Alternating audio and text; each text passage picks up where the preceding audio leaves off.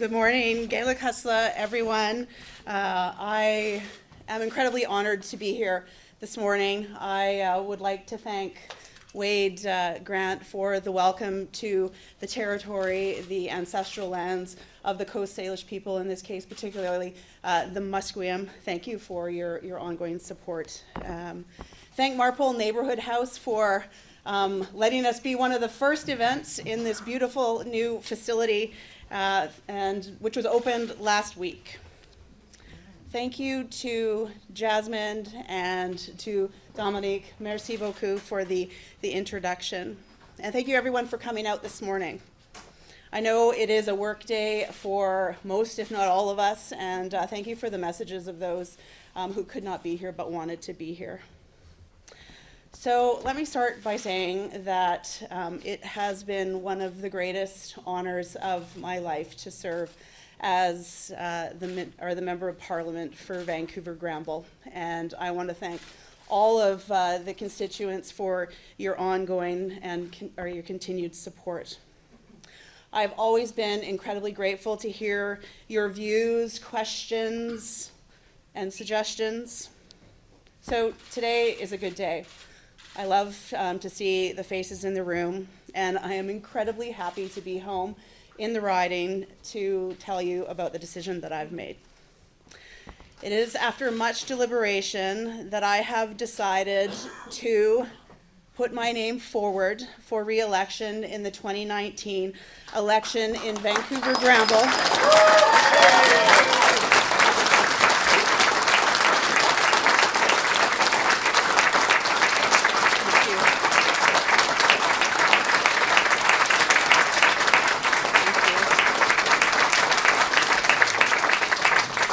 And in this election, I will be running as an independent candidate.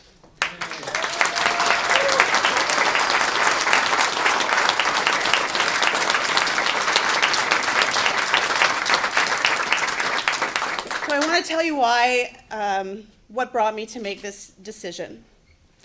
So in recent months, I've found myself in uncharted waters. Now sitting as an independent in the farthest corner on the west side of the House of Commons. During this time, I've had the opportunity to both reflect on what we could learn from the events that have transpired, and have had the opportunity to hear from friends, colleagues, family. My husband is here, my sister Corey, my niece Kaya and Kayleen, and of course, many of you, the constituents of Vancouver Granville, and indeed Canadians from coast to coast to coast. Incredibly, I have received over 15,000 emails, letters, cards, messages expressing support and encouragement. Many of these giving advice and sharing thoughts about what I should do next. So thank you. It really means a lot to me. The overwhelming message I received was clear. Clear how we need to do politics differently. That partisanship is trumping principle, that exclusion is trumping inclusion, and the lack of diversity of voices was simply unacceptable, and there is too much power in the center. In addition to the people kindly thanking me for what I did and asking that I remain in federal politics, I was consistently told by people, young and old, from all backgrounds, that the events had inspired them, motivating them to get involved. Above else, to not be afraid to speak up, to speak truth. They were asking me to keep up the fight and stay involved. For every person that has come up to me on the street, in the grocery store, in a cafe, or in an airport, let me tell you, it has been you who have motivated me to make the decision today, to keep working alongside you to build a stronger Canada. I know that it will not be easy to run a campaign as an independent. There will be challenges. But with your support, I am confident that running as an independent is the best way to go about it at this time, and the best way to transform our political culture. So let me say a few words about what being an independent means to me and why I believe it is important. We sometimes hear that politics is a team sport, that politics is also a blood sport. Well, I do believe in the importance of a strong team, but I'm not sure that there has to be any blood involved. And it is far too serious a business to call it a sport. After all, it is the lives of people and our future that is at stake. We live in complicated times for our communities, our country, and globally. Everywhere, environmental, economic, and security challenges are deepening. Moving forward, we cannot afford to be complacent. We cannot use the same ideas and attitudes and practices that brought us to this point to deliver the solutions we need. Yes, Canada is for sure one of the best, if not the best, countries in the world in which to live. But we can never take it for granted.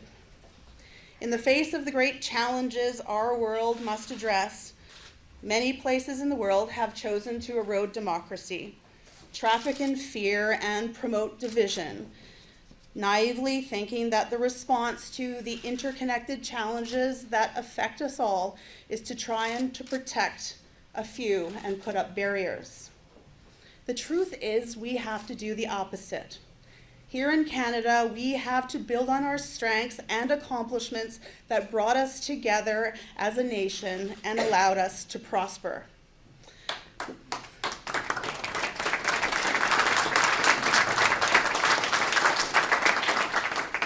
When the challenges we have to meet are collective ones, we need to respond through shared and joint efforts that use the distinct ideas, talents, and expertise we all have to offer.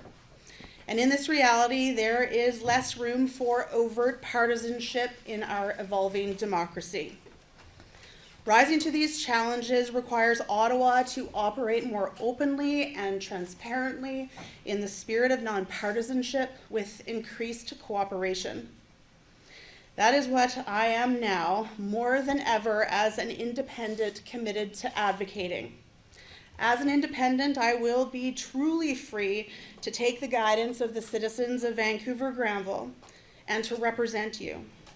I will not have to try and convince myself that just because the way it has always been done means that it must continue to be done that way. As many of you in this room are aware, I came to Ottawa in 2015 from an unconventional political background to most. Before 2015, I had never been involved in provincial or federal politics, and I had never been a member of a political party. My leadership experience before running to be your MP has been in the Indigenous world, advocating for transformation in the relations with Indigenous peoples. As some of you know, in my cultural teachings, we strive to work through consensus. While there are a diversity of views, tensions, and challenges, we do not entrench them in political parties, and we often frown on personal ambition.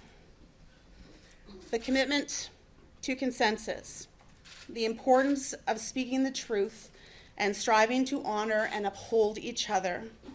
These are the core values of my culture and teachings. This is what I know. In asking you to elect me as your representative 4 years ago, I pledged that I would strive as best I could to act differently than we had increasingly become accustomed to by politicians. And please don't get me wrong. I take great pride in what we have accomplished over the last 4 years. Many important initiatives were advanced both locally and nationally. But I wonder what more could have been accomplished on big issues, the big issues of our time, if it was a less partisan environment.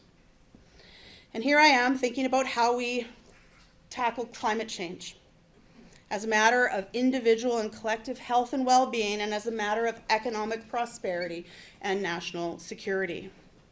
On this issue, in particular, I see my friend and colleague Elizabeth May and the Green Party of Canada as natural and necessary allies.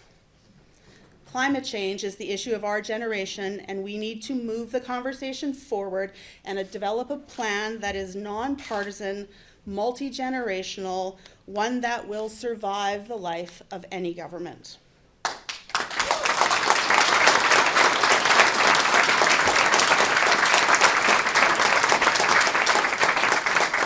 Likewise, as an Indigenous Canadian, it is also important to me that reconciliation be purposeful and lead to a stronger system of cooperative federalism where Indigenous peoples are full partners in Confederation.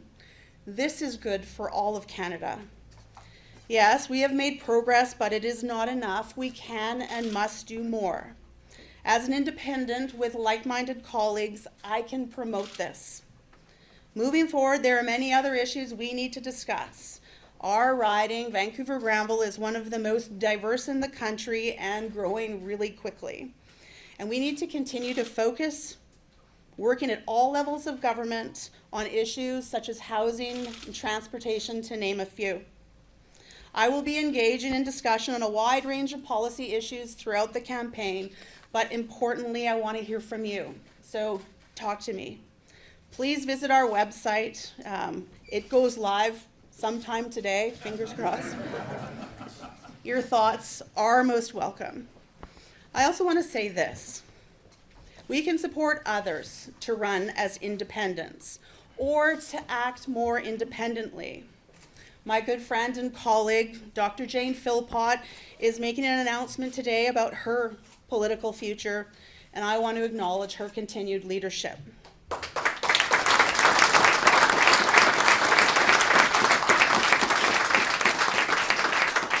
There are more MPs than you might think that see a need for a different way of doing politics and who do not like the current limitations of the party system, what some of us like to call independent partisans. These people want to collaborate. To be independent does not mean you're alone, working as one. On the contrary, it means you are committed to working with everyone. So my commitment to you, I will ensure that you have a strong voice in Ottawa that will work with whichever government is in power, as well as with all MPs, no matter their political stripe, for the betterment of Vancouver-Granville and our country.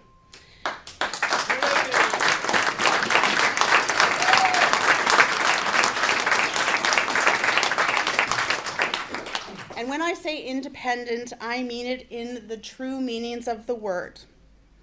Free from outside control, not depending on another's authority, and not depending on another for livelihood or subsistence. The only thing I will depend on is the vision, service, and support of citizens in this riding and listening to the voices of Canadians from coast to coast to coast. But I need your help. To expand the idea and the role of independence, I first need to get re-elected. And this is where you come in.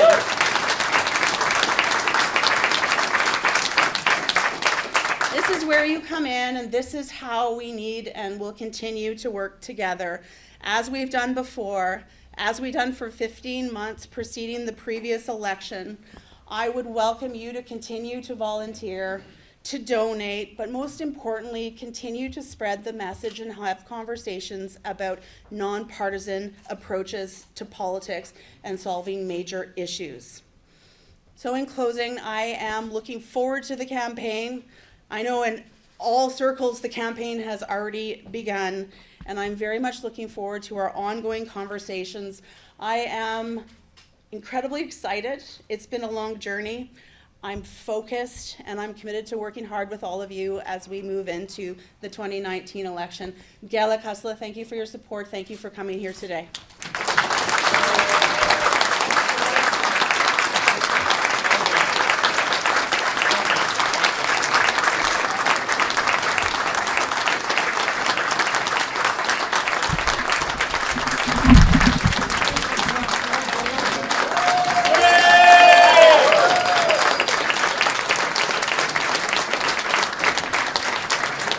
Guys, give us a chance. Get down. Jody, come on.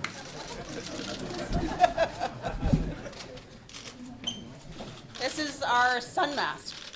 Means a new beginning. Anyway, thanks everybody. Read out the website name. And now, please, Matt. The website is www.reelectjodywr.ca, and it will be live later today, and we'll be handing out cards. I don't know if they're being brought in to everybody to take one with you. Thank you.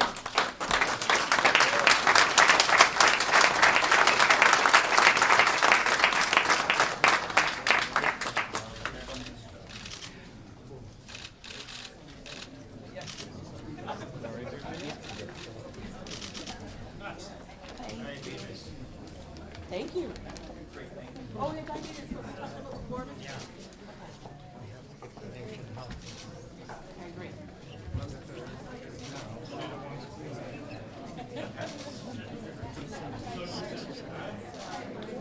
No sugar, right?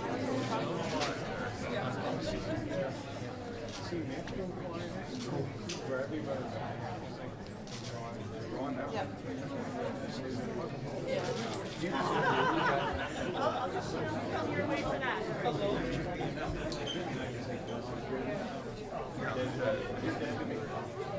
Over there. Thank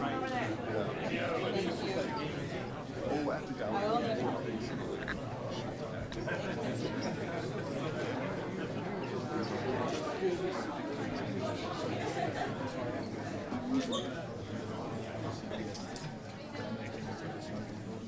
Okay, perfect.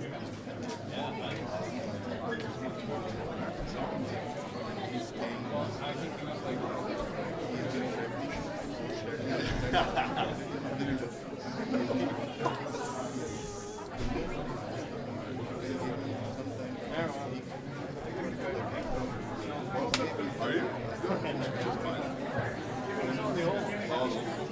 You got your phone right now. We're in a whole office. Yeah, you can contact our office for sure. Bernard is somewhere. Bernard is okay.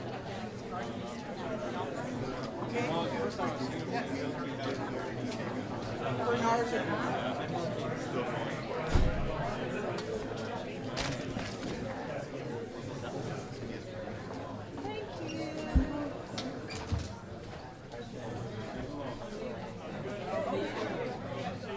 So if people would like to ask questions, we're going to do that in here. Everyone else, feel free to stay, or you're also welcome to go outside and grab some refreshments. There's coffee and tea for everyone. Thank you again for coming.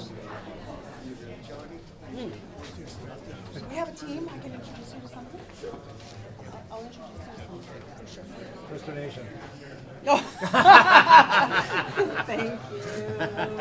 Thank you. Appreciate it. Thank you for coming. Of course, yeah. I know that you're running as an independent, but and you do get elected. You don't get a lot of opportunity to be on committees. You don't get to ask a lot of questions in question period. Do you think you're better served being outside and perhaps running for the Assembly of First Nations as their leader? Running for the Assembly of First Nations, I had the great privilege of being the regional chief for many years in the Assembly of First Nations, and will continue to work with the regional chiefs and the national chiefs in whatever capacity I find myself. I know that my time in federal politics isn't over. As I said, it's been a unique experience for the last little while sitting as an independent member. Sitting as an independent member has opened up many different conversations that I might not have had previously. I have spoken with members of parliament from all different political parties. They have been very open to providing me and other independents the opportunity to speak in dialogue, debates in the House of Commons. But likewise, it also provides me with the opportunity to speak directly from the people of Vancouver, the voices from the people of Vancouver, Granville, and express them on the national stage. And I'm going to continue to do that and discuss issues that are free from partisan considerations that truly reflect the desires here and how we want to move. But how much are you actually going to get accomplished as an independent?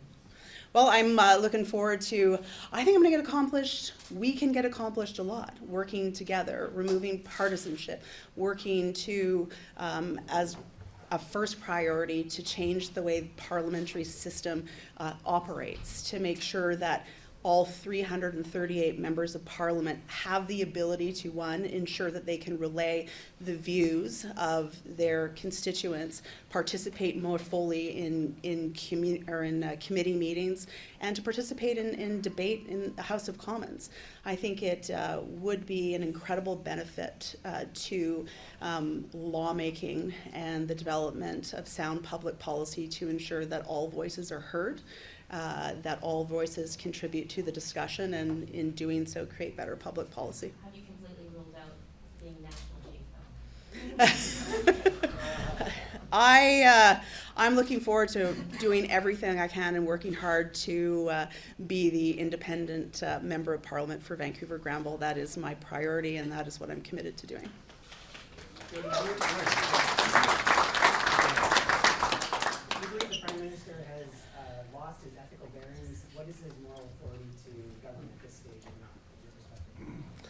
Well, I mean, I think that's a question that you need to ask the Prime Minister. I will say this: it's been a challenging 5 months. I find myself in a place that I never expected to be for, as I've said, doing my job and speaking the truth. And I regret that it has come to this place. I think that some of, well, the issues could have been resolved a lot sooner. But being in this place now has given me an enormous amount of time to reflect. And I am really pleased and happy with the decision that I've made that has been bolstered by so many people that have given me advice. And I can speak for myself personally. I'm going to continue to operate and work with integrity to ensure that I speak the truth and to relay the voices of the people of Vancouver Granville. And I hope that all politicians in the House of Commons, and I know that the vast majority, if not all people that sit in the House of Commons, want to do what's right and represent their communities. So. But should a voter of this riding vote for you rather than whoever runs liberally, or for the Liberals, pardon me? Of course.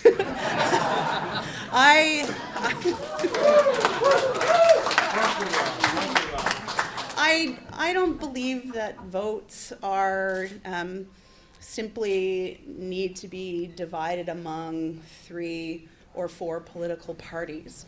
I believe in the people of Vancouver Granville. I believe in Canadians to make informed decisions about policy, informed decisions about the individuals that they are going to vote for. So, yeah, I'm going to continue to work hard to get the support and continue to have support of the people in Vancouver Granville. Who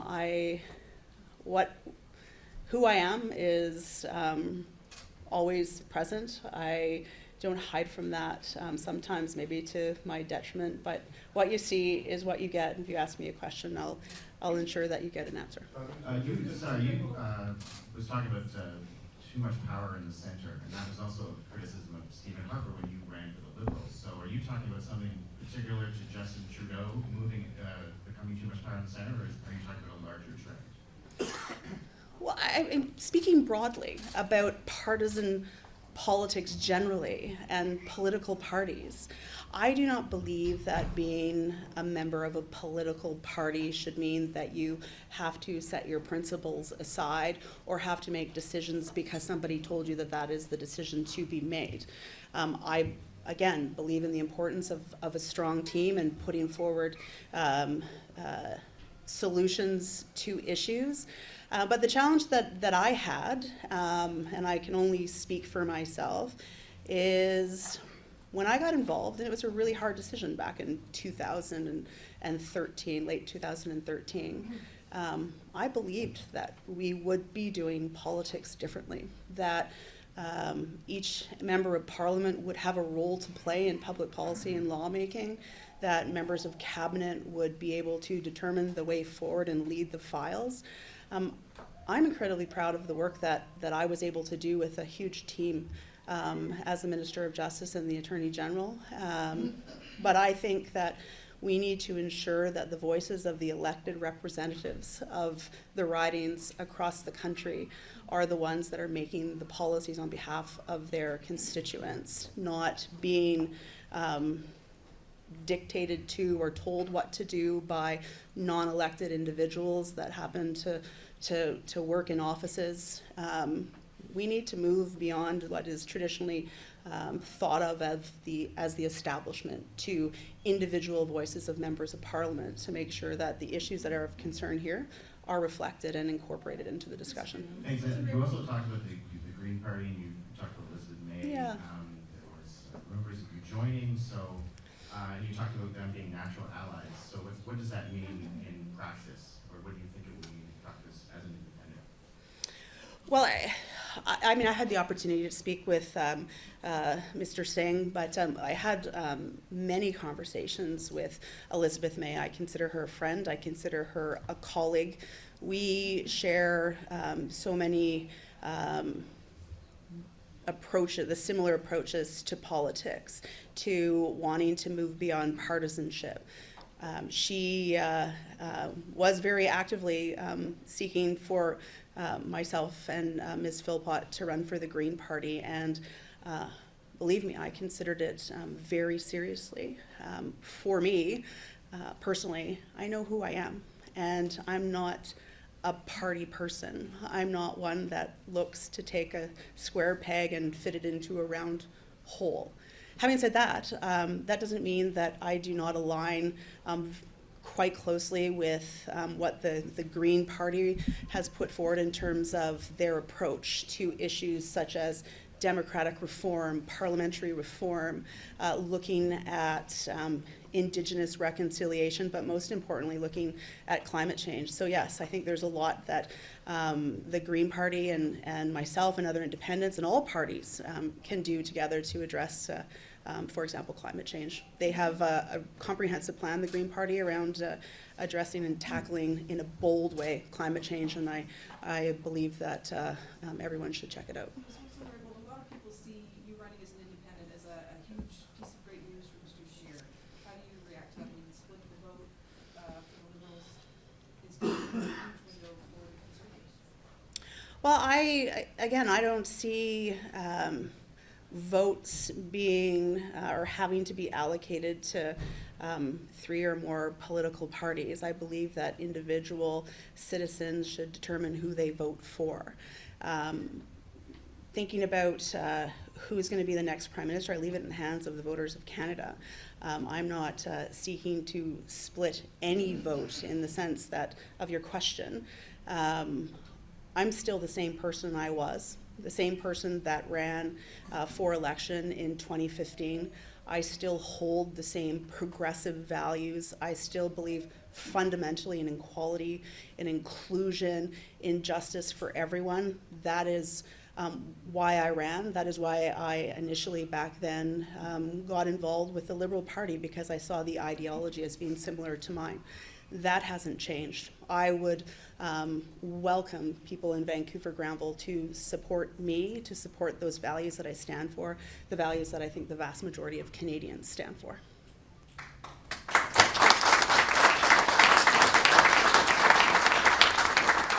October is so close, and yet it's so far away at the same time. I just wonder, as you stand here and kind of talk about a new beginning, moving beyond the establishment, do you see this as a referendum on you, or do you see it as a referendum on the Prime Minister, or both? I see, and it's not too far away, the election. Thankfully for me and the incredible volunteers that we've had working since the day after the election and before that, we've continued to knock on doors in Vancouver Granville, continue to engage with community stakeholders, with different communities to make sure that we keep in touch with the issues that are important. So in that sense, the fact that the election's like 5 months away, we're prepared. I have benefited so much from the strong relationships that I and our team have been able to build over the last 3.5 years, and that's going to continue. So The last part of your question? Is it a referendum? on the Prime Referendum. Minister? It is, I wouldn't say it's a referendum on any one particular person. I believe that this election is about, and it's, everybody says it's one of the, this election is the most important election that we've ever had. But I believe this one truly is one of those important elections. It's not a referendum on any one person. It's a referendum on how we can do politics differently. And I know that's somewhat of an overused phrase, but I think that moving into October of 2019, people should, of course, consider the platforms that political parties are putting forward.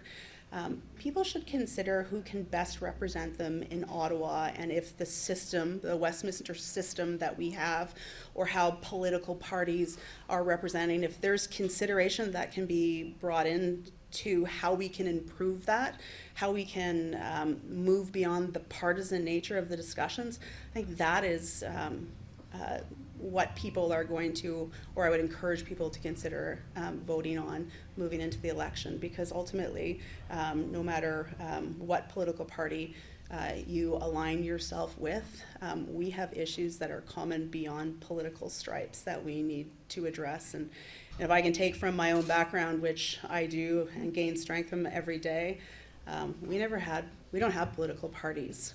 As Indigenous peoples in my culture, we work collectively, and we have vigorous debates and discussions, but we work collectively to ensure that the goal that we have is not what a political party necessarily thinks, but the goal is to ultimately improve the quality of life for everyone in that community. And everybody has a role to play, and I liken that to the system that would be beneficial to making sound public policy decisions in Ottawa. Yeah. As a young Indigenous woman, this is awesome. I find this really refreshing, what you're doing, because sometimes we get tired of politics. But your dad, in 1983, spoke before Pierre Elliott Trudeau Sr., and he said he had 2 daughters in her preteen who wanted to be lawyers, and one wanted to be the Prime Minister one day. Is there, was that you? And what's your is there a 20-year plan to redefine how politics is done? Well, that's my sister, Corey. There she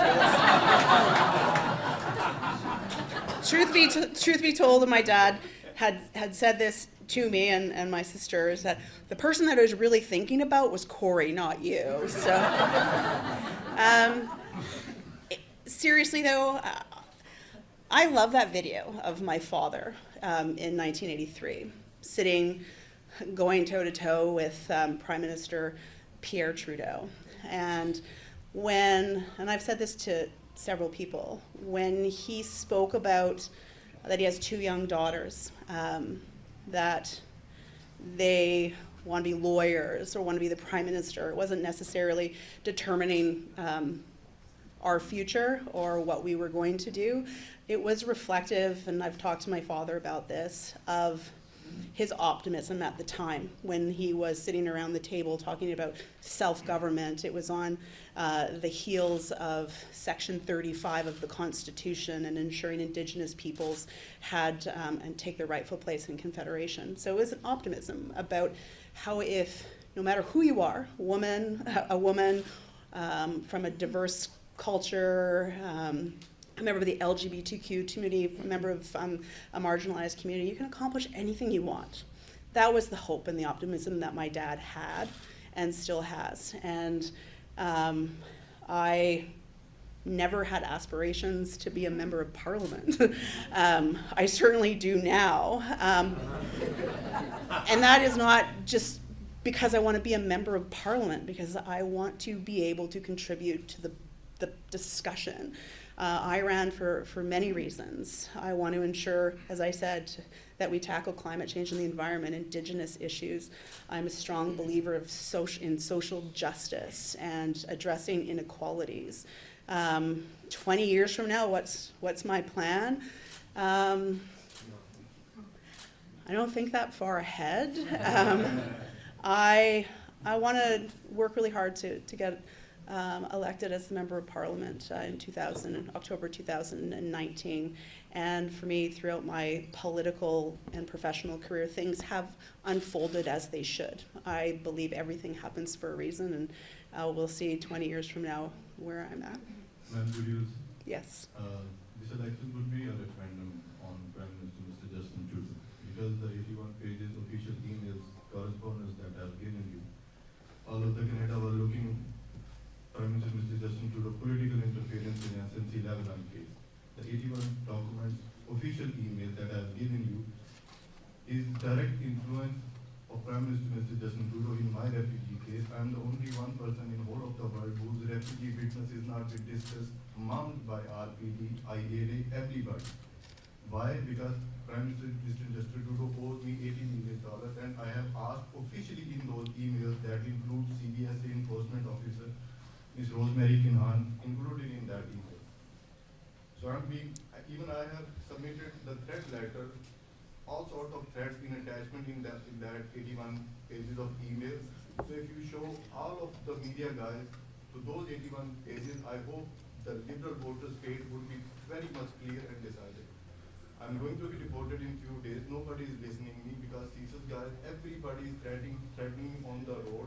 I have recorded calls of Mr. Tim Hardy, who is requesting me not to go to media, newspaper, of telling that how Prime Minister Justin Trudeau falsely claimed my intellectual property on his and device that 14 member of advisory council that made by Mr. Justin Trudeau, by Mr. Bill Morneau, is sent by me, and that initiative is also included in that 81 pages.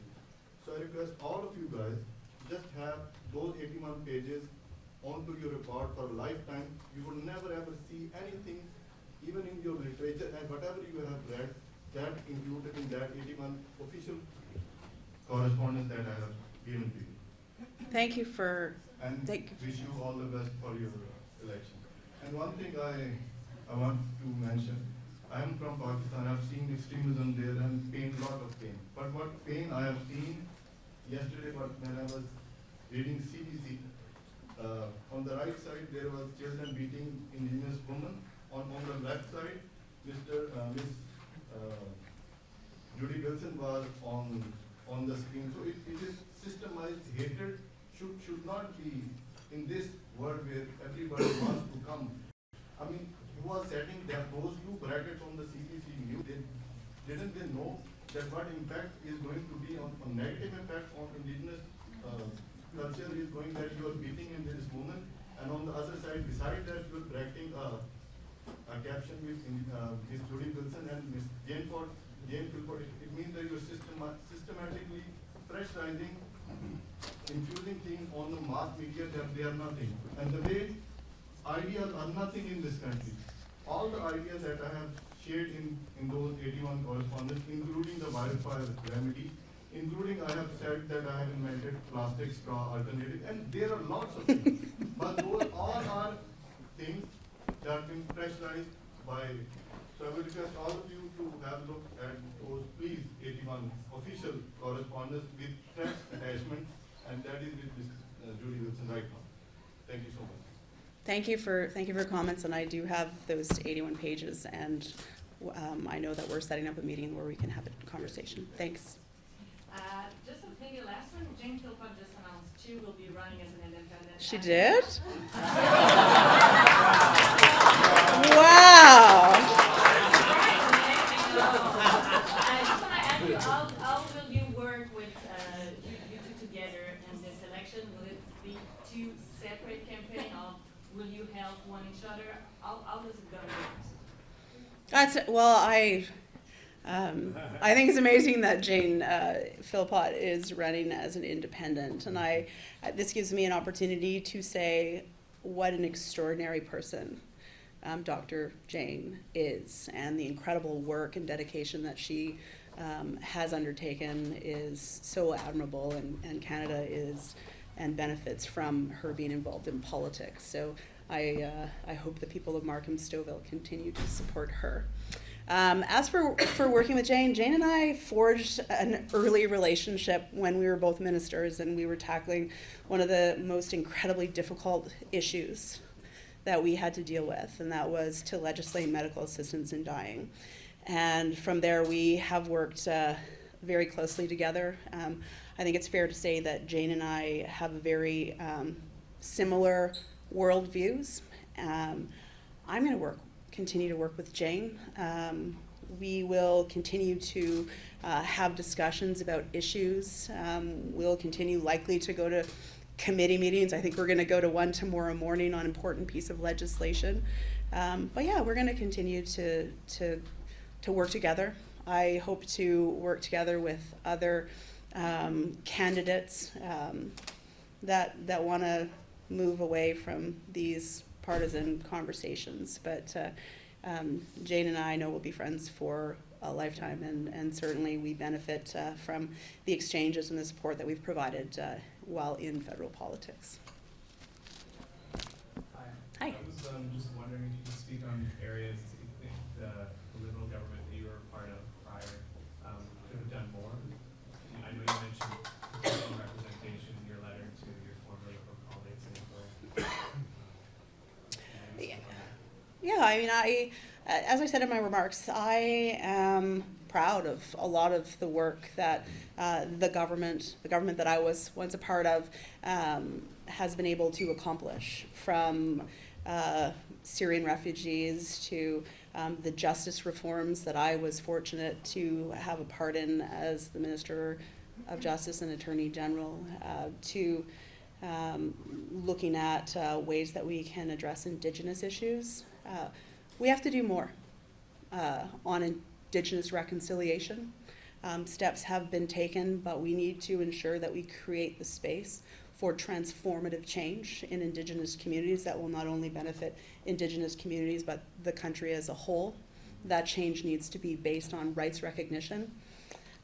So we have to do more on that. We have to ensure that approaches to the fundamental issue of our time, climate change, is done in a way that doesn't seek to divide opinions, but seeks to build and collaborate on solutions. That's something that all people can work hard to move towards. In terms of democratic reform, I think that having a renewed conversation on democratic reform and including parliamentary reform is an important conversation that needs to continue to occur, and based on those conversations we need to take some action. That's something that I'm hopeful will come out, and we'll have further conversations around throughout the lead up to the election, and hopefully after the election. I also think that we can do more in terms of supporting individuals, seniors. We can do more to provide and move towards universal pharmacare, for example. There's a lot of things that I think that we need to raise up to national conversations and have and contribute towards from our individual ridings. Is pro-rep included in that democratic reform and the conversation you want to have? Absolutely. I've had the benefit to be able to travel to different jurisdictions that operate under proportional representation systems. There's many different models. I think it's worth considering. I know that there was a lot of discussion that was had.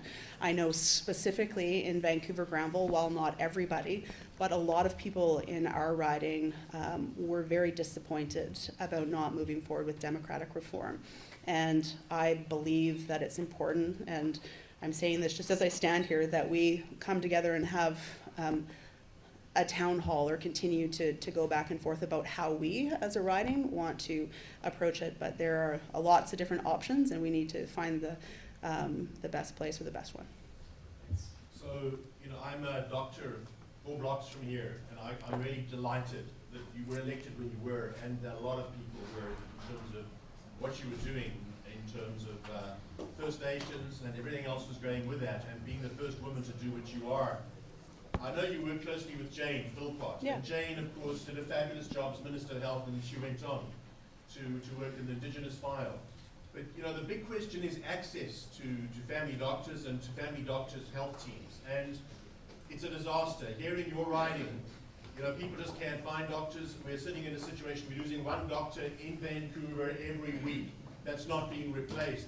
In terms of that access, and now that you and Jane are independent and where the major political parties have very little interest in really tackling the healthcare file, can you tell us anything in terms of what you might be able to achieve where every other party is afraid to go near it? Can you talk about that, please?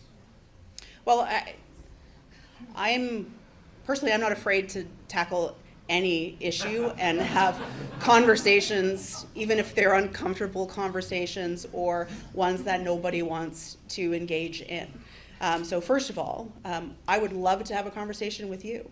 How we go about engaging on these difficult issues that perhaps other people don't want to talk about is that we hit them head on. I'm not an expert in that area, but I do know from personal experience in my family that it's difficult to get a family doctor. So how can we address these issues? How can we work with other levels of government to address them? You, sir, are the expert in that area from frontline experience. So I would welcome having conversations with you, likewise around other issues that are somewhat controversial in some people's minds. We just need to tackle them head on and be open, create the space for that honest discussion and not be afraid of what might come. And sorry to interrupt, we have time for 2 more questions, so last 2. Thank you. We're done? How was Jane's announcement? Was it good? I didn't get to see it. Thanks, everyone. I appreciate it.